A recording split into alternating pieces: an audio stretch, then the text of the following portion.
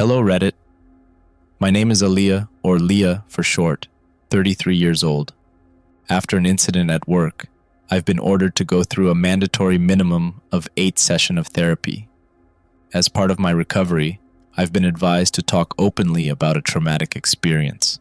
However, as they didn't specify who to talk about it with, I figured I could use a public forum.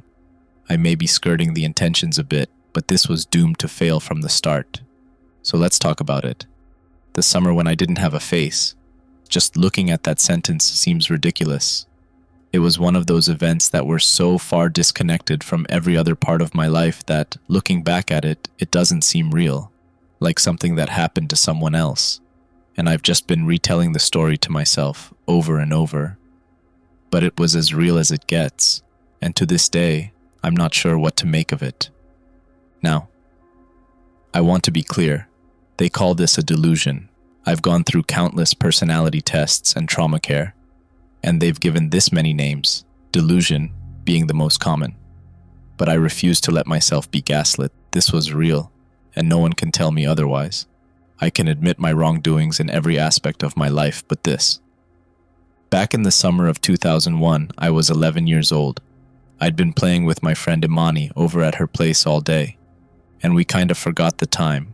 I was supposed to come straight home after having dinner at her place, but we got stuck watching The Emperor's New Groove, so when the movie was over, I realized I was in big trouble. Mom was always a bit overprotective. As her only daughter and proclaimed miracle baby, I had a lot of expectations riding on me. It was already dark outside, but the fastest way to get home was the path next to Frog Lake. I wasn't allowed to go there because the streetlights were broken, but they'd be mad either way, so whatever. If I had to go through the park at night for whatever reason, I was to go straight through, no matter what. That was my plan, at least. I was about halfway through the park, panting like a racehorse. One of my braids had come loose and kept poking my nose, making me stop to sneeze every 200 feet or so. I tried my best to keep running all the way through, but it got so dark I almost walked off the road. I had to slow down to catch my breath and navigate. You did not want to get lost near Frog Lake, or you'd drown. That, or the frogmen would drag you into the lake and force you to drink tadpoles. That's what the adults kept telling us, at least. I stopped at a branch in the road to consider the fastest way home when I heard someone crying. Not a big cry, but a soft little one. A sniffling, like from a kid even smaller than I was. I knew I should have kept running, like Mom told me to, but it just made me too sad. I had to check if they were okay. I caught my breath and looked around, only to see someone on a park bench down the path to my left. They were underneath the only working streetlight, so I got a good look at them. She was a girl my age, with these little Bantu knots and a bright blue summer dress. She was curled up on the bench, burying her face in her knees. And while my mom always taught me to be obedient, she also taught me to follow my heart. So I did. I sat down on the bench next to her. She kept sniffling and weeping, but it was so faint, like she'd done it all day. I scooched a bit closer. "Hi," I said. "I'm Leah." She didn't answer. She just turned her back on me. "Are you okay?" I asked. "Why are you crying?" Everyone is bad," she said. "They're bad and I hate them." "Why, what'd they do?"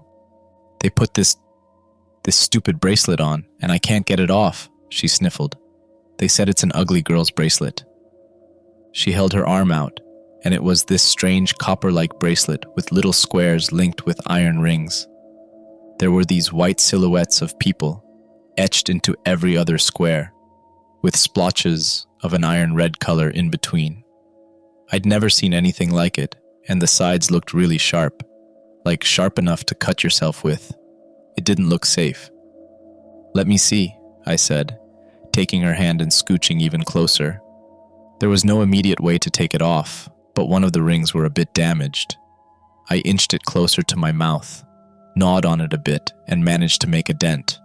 With that, I pulled it apart. I did get a small cut on my lip though. The sides were really sharp. As the bracelet came off, the sniffles stopped. The girl turned to me. "Thanks, Leah," she said. "I've waited all day for someone to help me." And as she turned around, she smiled at me. Her eyes weren't red from crying. Her nose wasn't wet with snot. She looked perfectly normal. And she had my face. I just looked at her for a moment. She waved at me, now bracelet-free, and skipped away into the night, giggling with excitement. The bracelet, still in my hand, crumbled into rust. The light above, the only working light on the street, flickered. Something about it just felt wrong, and I got back on my feet. I ran home as fast as I could. When I got home, my dad was waiting by the door. I shut the door behind me, kicked off my shoes, and ran headfirst into him, crying my eyes out. I hadn't even noticed that I had this shiver. Maybe it was just adrenaline running off. I hugged his sweater and cried. After a few seconds, I noticed he wasn't moving. No pats on the back, no comforting words, no cute nicknames or kisses on the cheek. I stepped back and looked up at him. He was holding his hands out, like he was ready to defend himself. His eyes had gone wide and his mouth hung open like a fish out of water. He'd never looked at me like that before. Never. "Dad?" He fell backwards and knocked over a lamp. He crawled away from me, desperate to put distance between us. "Jada!" he called out. "Jada!" I couldn't stop crying. I was scared and I didn't understand. He looked at me like I was a wild animal, when all I wanted was my dad. He hurried into the backyard, calling out to my mother over and over. He had this high-pitched note that I hadn't heard before, like he'd been hurt. I just sat down on the floor, buried my face between my knees and cried. My tears felt strange on the skin of my knees. I sat there for a couple of minutes until I heard a door open. I didn't look up. I was scared to see my dad like that again. "Leah, sweetie?" It was my mom. "Honey, are you there?" I got back on my feet. It was my mom on the other side of the room. She'd blindfolded herself with a towel from the bathroom. "I'm here, Mom." "Leah, honey, can you come here?" I walked up to her, but when I was about 6 feet away, she held up a hand, urging me to stop. "Slowly, honey," she said. "Come here." She held out her hands. Looking back at it, I think she wanted to be sure I didn't try to take off her blindfold. We held hands, and she tried her best to smile. "Did you go by the lake?" she asked. "I need you to be honest with me. I didn't want to be late. You'd be mad." "So you went by the lake, right?" I took a deep breath and slumped my shoulders. My mom held my hands in a tight grip. "Yeah," I admitted. "I'm sorry." My mom swallowed. I could hear her struggling to keep her breath steady. She was right there on the edge of panic. "We're gonna fix this, honey," she said. We're gonna fix this." She made her way back to the kitchen and pulled out a paper bag. She told me we were playing a game and that I would get a prize if I kept the bag on. I was allowed to make holes for the eyes if I kept sunglasses on underneath, but I couldn't take it off. If I did, I had to warn them first. All the while, I could see my dad in the backyard, retching his guts up. "You gotta keep the bag on, honey," Mom said. "You gotta promise." I promised. That night, my dad could barely look at me. All he could give me was quick glances, and I could tell it was painful to him. He wanted to hug me, to care for me, but he was too scared. I'd never seen my dad scared of anything, and having him scared of me was heartbreaking. I could see the conflict in him. At least now he was back to calling me his little Leah. It was a start. My mom made me a sandwich and chocolate milk, but I had to eat it in my room. As soon as I was done, I had to put the bag back on. That first night, I sat by the edge of my bed and ate my sandwich in silence. The crust was cut off, like always. My mom was waiting just outside the door, but she couldn't come in as long as my paper bag was off. I didn't understand. How could I? "Mom," I said, "what's happening?" "Something bad happened, honey," she said. "But we're gonna fix it. You're gonna be okay." "I feel okay, Mom." "I know you do, honey. You're doing great. You just have to be patient." "Can Imani come over tomorrow?" "I'm sorry, no, she can't come over until you're better." "But we were gonna listen to CDs." "I'm sorry, honey." When I finished and put my bag back on, my mom came to my room and left a glass of water, toothpaste, and a toothbrush. I couldn't brush my teeth in the bathroom, For some reason, bag off, brushing, bag on again. Mom said goodnight through the door. I could hear her sobbing as she went back downstairs. I couldn't sleep that night. I twisted and turned for hours on end, but my pulse just wouldn't go down.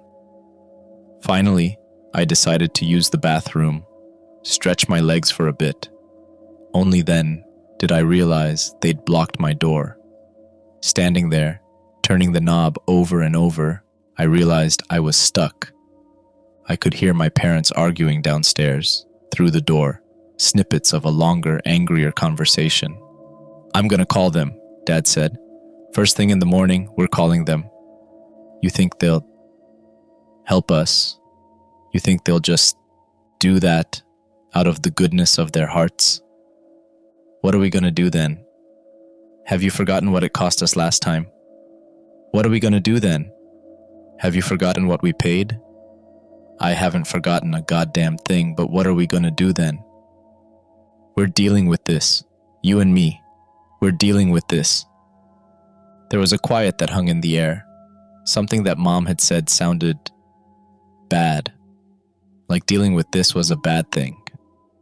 "We're gonna need a gun." I woke up early the next morning, still leaning against the door. When my mom finally let me out, she had a few rules for me to follow until everything got sorted out. I was to stay inside. Above everything, I couldn't go outside. This was for my own protection, apparently. Secondly, I was to not look at my own reflection. Not through puddles, a reflection in the windows, the bathroom mirror, anything. No looking at myself. Third, I could not touch my own face without gloves. The gloves I was given turned out to be oven mitts. And finally, if I ever took off the paper bag, or whatever they chose to conceal me with, I had to tell them about it in advance.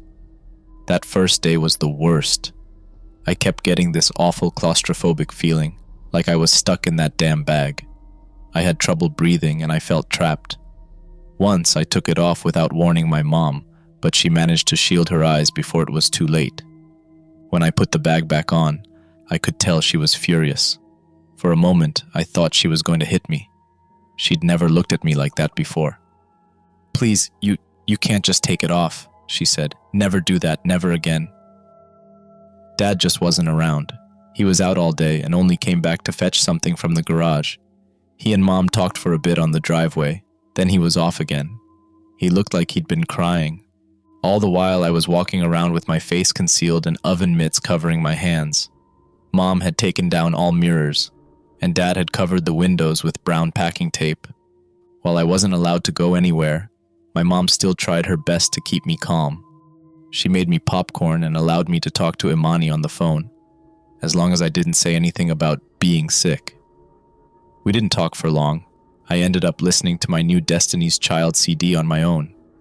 That memory of sitting on the floor of my childhood room, wearing that bag and a pair of oven mitts, is burned into my mind. While Mom was busy, I remembered my jewelry box. It had mostly plastic rings and clip-on earrings, but it had a built-in mirror on the inside of the lid. If I wanted to, I could see what the fuss was about. I dug it out and called out to Mom that I was taking off the bag in my room for a while. That way I'd at least get a warning knock before she entered. So I sat there, box in hand. I took off my oven mitts and opened it. As soon as the lock clicked, I got this chill up my spine. Like dipping your toes in cold water, knowing you're about to wade out into the deep. I knew what I was doing was wrong, but it wasn't just wrong because Mom said so, but because I was doing something I shouldn't be able to do. I was breaking more than just rules. Still, I opened the box, slowly. As soon as I saw the edge of my reflection, I heard something. A laugh in the distance, like a looming thunderstorm. A bright, joyous shriek. I slammed the box shut, and the laugh was reduced to a giggle, then nothing. My hands were so warm that I could feel my fingers sweating. I could have sworn the box was hurting me. Still, I had to try again. I had to know. I clicked the lid open again, and heard a plastic crackle. It wasn't coming from the box, but something in the room. Looking around, I didn't see anything obvious. I could hear my heart beating through my chest. Then I looked up. My toys had moved. Every doll, every stuffed animal. Their heads were turned towards me. I closed my eyes, trying to convince myself I was imagining it. I opened the lid just a little and heard another crack, and again the distant laugh. But now, it was more like a hysterical cackle, almost mechanical, repeating in the same pattern, louder and louder. I saw my own throat. My skin looked ashen and dry. I could see my discolored veins. Every set of eyes on every poster turned towards me, and it was only now that I noticed that everything looked different. Every toy, every picture, anything with a pair of eyes. The entire room was staring at me intently. Their eyes had changed color. They looked like mine. I kept opening the box, slowly. Something in me wanted to close it, to throw it away. There was a banging noise like distant thunder, and that ever-growing laugh. I saw my chin, withered skin, breaking into something pale. I held my hand up, about to touch my own face, to feel it out. I know I shouldn't. I know there were rules. But in the edge of the reflection, I saw my hand come closer. And as I touched my chin with the edge of my index finger, I swear, I felt bone. Then my reflection moved. My mom burst through the door. She'd been trying to get my attention by banging on the door, but it was as if I'd been hypnotized. She came in with her eyes closed, wielding a hammer from Dad's toolbox. "Put it down," she screamed. "Put it down now." I put down the jewelry box. Seconds later, she fell to her knees and smashed it to pieces. She kept hitting it over and over until her arm grew weak. When she couldn't hit it anymore, she just dropped the hammer to the floor. She ripped a pillowcase from my bed and wrapped it around my head. When I could no longer see her, she took her blindfold off and wrapped her arms around me. She cried in a way I'd never seen before, like a wailing child. These big, hulking sobs. She hugged me so tight that I had trouble breathing through the pillowcase. Leah, please," she cried. "You have to listen to me. You have to listen." "I'm sorry, Mom." "I'm sorry too, honey. I'm so sorry." That night made me realize that there was more to this than I understood. My mom and dad were doing this for a good reason. I decided to just hunker down and do what I was told. To see this as being sick, watching movies, eating snacks, and just waiting for it to be over. I didn't mind anymore. We were in this together. Over the next few days, things started to turn into a new kind of normal. I spent most of my time with Mom just hanging out, watching TV, playing games on our shared computer. I was obsessed with The Sims and I got to play as much as I wanted. Mom would sit next to me, asking me about the characters and the stories I was making up. She even let me take off the oven mitts, as long as I kept the bag on. We'd also made a cover using the pillowcase she'd ripped up, so I had a more comfortable option. But I was often reminded that something was wrong. Dad wouldn't come home until late in the night, and I had to keep lying to Imani about why we couldn't hang out. Mom just gave me this apologetic look, but didn't say anything. We trusted one another now. It was a white lie. Everything would be okay. I lived like that for 3 weeks. I stopped questioning it. I stopped trying. I went through the motions and hoped it'd be over. Sometimes I'd sit by a gap in my taped-up window, just watching the people outside pass me by, much like the Sims in my game. At times, I imagined them turning towards me, looking at me with my own eyes. Sometimes they really did. One night when Dad came back, something was wrong. They usually talked a little, and then he went straight to bed. This time, they sat up long into the night. My mom had stopped locking me in my room, so I sneaked out to listen. They were being more quiet than usual, and I couldn't help myself.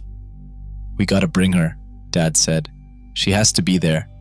"We can't," Mom cried. "We can't, she'll never be the same.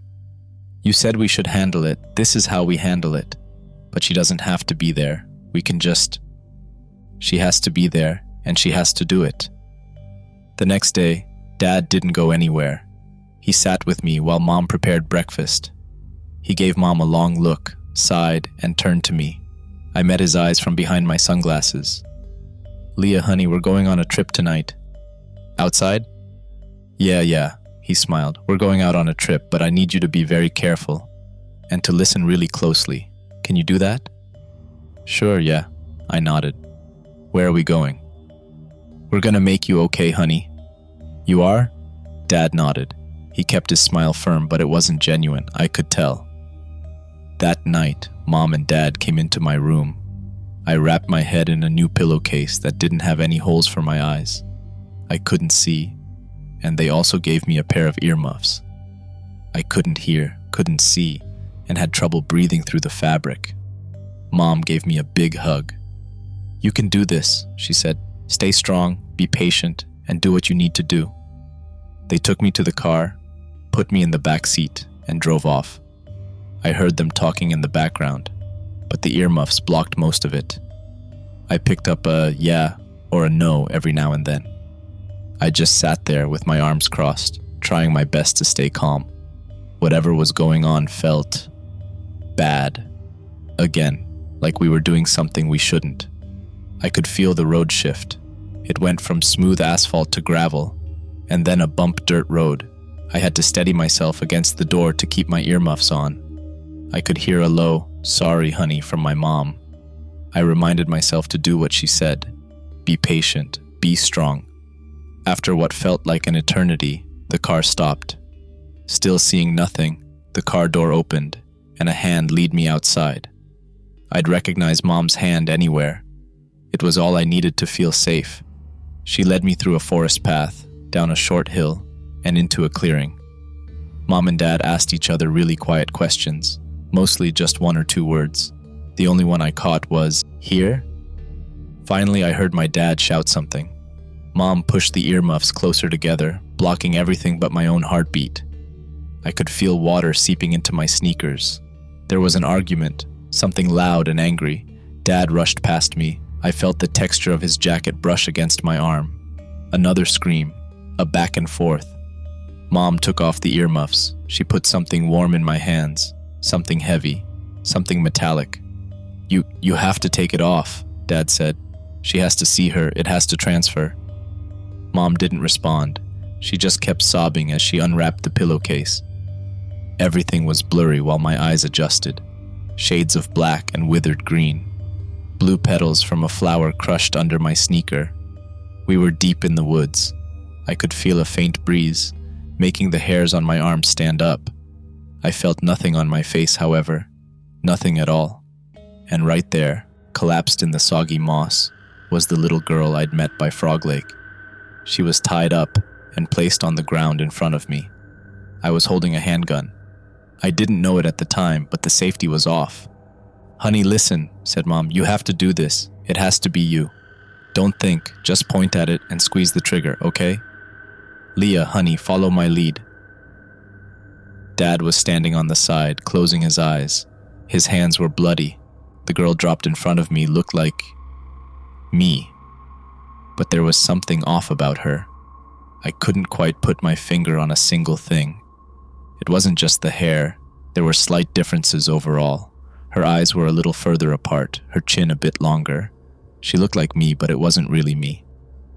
"It's not fair," the girl screamed. "You made a deal." "Don't listen to it, honey, don't listen. Just aim down the sight and..." "She came to me willingly. She set me loose. You owe me." It's evil. It's not human. You can't listen, Leah." I looked at the girl who had my eyes, my face. "They threw me away just to get you," she spat. "What makes you so special? Why'd you get to be?" "What's she saying, Mom?" I asked. "What does she mean?" "Leah, just do what I tell you to. Be strong, be..." "There are no miracles," the girl screamed. "Some prices are just higher than others. There are no miracles. You are no miracle." I could see her losing herself, the bone structure of her skull pushing against my ill-fitting face, eyes losing their color, hair withering, as her scalp was laid barren, Bantu knots dropping like little pine cones. She shrieked at me with a manic smile on my face. She was becoming less of a girl and more of a thing. "One or none," they said. "One or none. One or none." She twitched closer before my dad put his boot on her back, pushing her into the wet moss. Guess which one of us got the one, and which one got dumped in a lake with nothing but a fucking bracelet. I looked up at my mom. She met my gaze. She couldn't help but to look at me. And she saw something she shouldn't have. I don't know what she looked at in that moment, but her eyes dilated and a scream got stuck in her throat. Her eyes crossed as she fell backwards, struggling to breathe. My dad came up behind me, pointed my head forward, and aimed my arms for me. All I had to do was pull the trigger, and I'd save everyone. Mom, Dad, I'd get my face back. Remember this, the girl thing purred. Remember this every time you look yourself in that goddamn mirror, little miracle. I squeezed the trigger and the gun went off. For a moment, the world stood still. In the muzzle flash, I had this brief image of sitting on that park bench next to Frog Lake, holding hands with a sister I never had. A sister that was never truly born, dropped unceremoniously into the depths of the lake. A promise fulfilled to a power below. But in that eternal moment, in the white flash of the gun, we were just sitting on the bench together, holding hands. What happened afterwards is a bit of a blur. My mom was taken to the hospital. I didn't have to wear the pillowcase anymore. My dad threw the gun in a lake, and then we never talked about any of that ever again. Not that we got much chance to. Weeks later, my mom got diagnosed with cervical cancer. She lasted 4 years. My dad died of a brain aneurysm on my 17th birthday. I moved out of Tomskog, Minnesota to live with my aunt in West Virginia. I'd spend my time at the computer. It started with mods for games and slowly turned into front-end programming. Got a nice job, nice benefits, and a move to Orlando to work at a proper office. I've been working there ever since, going on, 11 years. It feels strange putting this all to paper.